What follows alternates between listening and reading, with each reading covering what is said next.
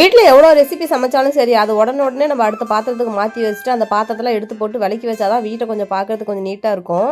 அதுவும் இல்லாமல் நான் வேற மண் சட்டியில் சமைக்கிறேன்னா அங்கங்கே வந்து செல்ஃபில் வைக்கிறது கொஞ்சம் இடமே பத்தாது. அதனால சமைச்சு முடிச்சுட்டு உடனே வேற பாத்திரத்துக்கெல்லாம் மாற்றி வச்சுட்டு அந்த பாத்திரத்தெல்லாம் உடனே எடுத்து விளக்கி வெயிலில் காய வச்சிருவேன். ரேஷன் கடையில் வந்து இந்த பருப்பு எண்ணெய்லாம் வாங்கிட்டு வந்திருந்தாங்க. பருப்பு என்னமோ கிட்டத்தட்ட ஒரு 2-3 மாசமா பெரிய பெரிய பருப்பாக தான் கொடுத்துட்டு இருக்காங்க. வேக தான் கொஞ்சம் டைம் ஆகுது, மற்றபடி டேஸ்ட் எல்லாமே ரொம்ப சூப்பராக இருக்கும். கொஞ்சமாக போட்டால் கூட நல்லா குழம்பு திக்காக வருதுங்க.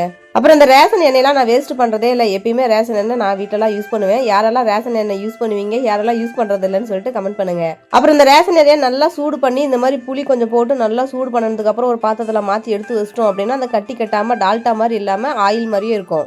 நேற்று குழந்தைங்களுக்குலாம் ஸ்கூல் லீவு, ஸ்நாக்ஸ் ஏதாச்சும் கேட்டாங்களா, உடனே வீட்டில் கடலக்காய் இருந்துச்சு, அதை வந்து உப்பு போட்டு நல்லா வேக வச்சு எடுத்து கொடுத்துட்டேன். ஆனால் நிறைய இந்த மாதிரி மோசடி நடந்துகிட்டே இருக்குது. இந்த விஷயத்தை கண்டிப்பாக உங்ககிட்ட ஷேர் பண்ண சொல்லி ஒரு சிஸ்டர் வந்து மெசேஜ் பண்ணியிருந்தாங்க.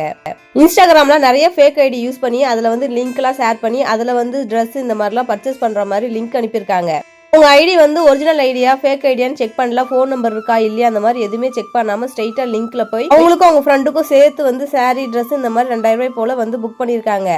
புக் பண்ணதுக்கு அப்புறம் போய் ஐடி செக் பண்ணி பார்த்தா ஐடி வந்து க்ளோஸில் காட்டுதான். போன பணம் போனதான் திரும்ப வரவே இல்லைன்னு ஃபீல் பண்ணியிருந்தாங்க. இது மட்டும் இல்லை, இப்போ நிறைய மெசேஜ் லிங்க் இந்த மாதிரிலாம் வருது. லிங்கை டச் பண்ணி போய் பார்த்தா 10,000 ரூபா நீங்க பே பண்ணீங்கன்னா நான் ரிட்டர்ன் உங்களுக்கு 50,000 பண்ணுவேன், நீங்க 50,000 போட்டீங்கன்னா நான் 1,00,000 போடுவேன்னு சொல்லிட்டு நிறைய மெசேஜ் சோசியல் மீடியால இந்த மாதிரி ஃபேக் ஐடி யூஸ் பண்ணிட்டு இருக்காங்க. யாரும் இந்த மாதிரி ஏமாந்துடாதீங்க. நிறைய பேர் இந்த மாதிரி ஏமாந்துட்டாங்க. இந்த மாதிரி ஃபேக் லிங்க் எல்லாம் வந்துச்சுன்னா அதை ஓபன் பண்ணி உள்ள போயிடாதீங்க.